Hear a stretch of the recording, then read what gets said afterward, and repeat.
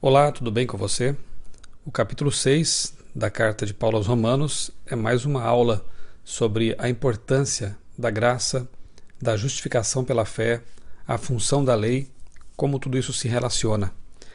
E o verso 1 começa dizendo que a graça de Deus nunca foi nem nunca será desculpa para pecar.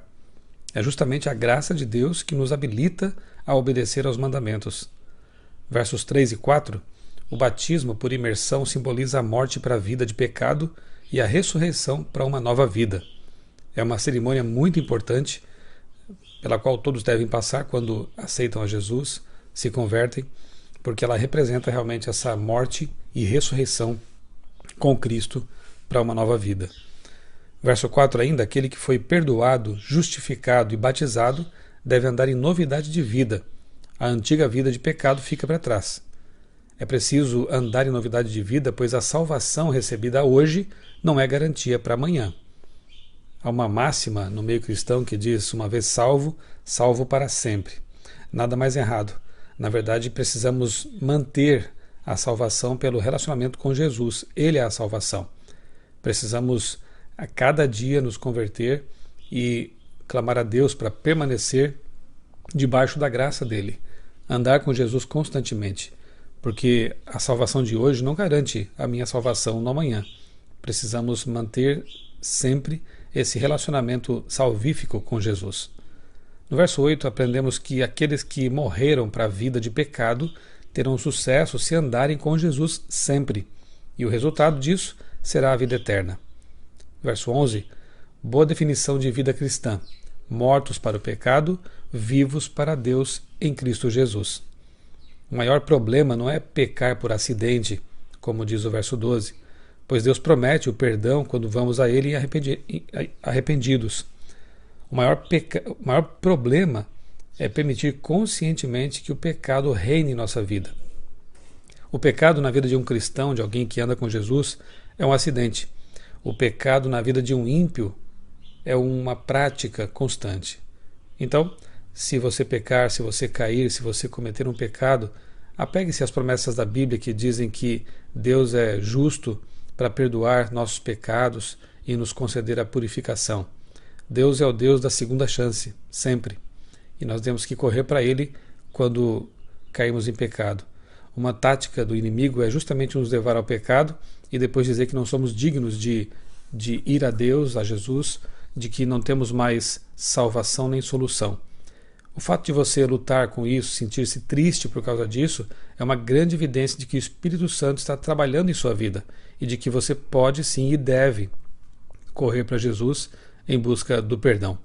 Não se esqueça, o problema não é necessariamente pecar por acidente, cair, mas sim viver conscientemente no pecado, aquilo que alguns chamam de pecado acariciado. Esse é o grande perigo, porque isso vai endurecendo o coração, vai tirando a sensibilidade espiritual e a pessoa chega a um ponto em que não se importa mais de estar vivendo em pecado. Verso 12 ainda, em seu coração existe apenas um trono. Quem vai reinar ali? 13. Nossos membros, nosso corpo todo, devem ser oferecidos a Deus como instrumentos de justiça, para fazer o bem a nós mesmos e aos outros. 14. Quem vive no pecado está debaixo da lei, pois ela o condena. Quem vive debaixo da graça está perdoado, portanto, não é condenado pela lei. Quem vive coberto pela graça, pela justiça de Cristo, é livre para obedecer à lei de Deus e não é condenado por ela. Mais uma vez, Paulo afirma que estar debaixo da graça não é desculpa para pecar, ou seja, para transgredir a lei de Deus. Na verdade, não existe oposição entre estar debaixo da lei ou estar debaixo da graça. O que existe é o fato de que estar debaixo da lei é estar debaixo da condenação.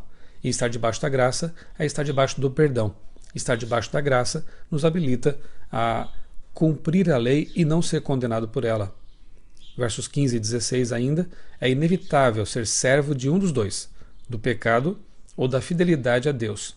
Um Senhor escraviza, o outro ama e liberta. E a escolha sempre é nossa.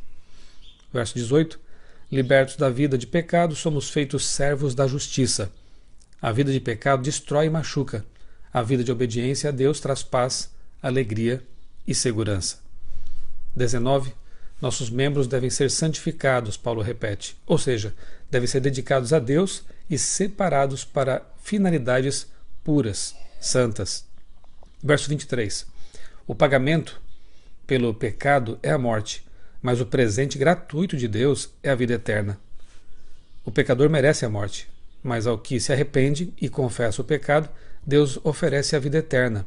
O pagamento por uma vida de pecado sem arrependimento é a morte, não um inferno de chamas e sofrimento eternos. A Bíblia é muito clara quando fala da segunda morte, uma morte da qual não há mais ressurreição, um desaparecer da existência. Essa é a punição final para aquele que se apegou ao pecado. Deus vai destruir o pecado, não quer destruir o pecador, mas infelizmente aqueles que por livre e espontânea vontade se apegarem ao pecado terão que ser destruídos juntamente com ele. Não haverá mais pecado, mais dor, mais sofrimento na nova terra. E, portanto, não haverá também mais pecadores ali quando Deus recriar esse planeta e nos der de presente essa nova terra. O dom da vida eterna nos é oferecido graças aos méritos de Jesus. E assim termina o capítulo 6, dando essa tônica de esperança e dizendo que, ainda que sejamos pecadores, pela graça de Deus podemos ser tornados santos, justos e, pela graça de Cristo, herdar a vida eterna. Que Deus te abençoe e te dê essa certeza de salvação por meio do sangue de Cristo. Que Ele seja o seu amigo de todos os dias e que você possa estar sempre vivendo em comunhão com Ele, certo de que os méritos dele são suficientes para lhe garantir a salvação e a vida eterna. Eu sou o pastor Michelson Borges, desejo a você um dia muito abençoado na companhia do Salvador Jesus Cristo.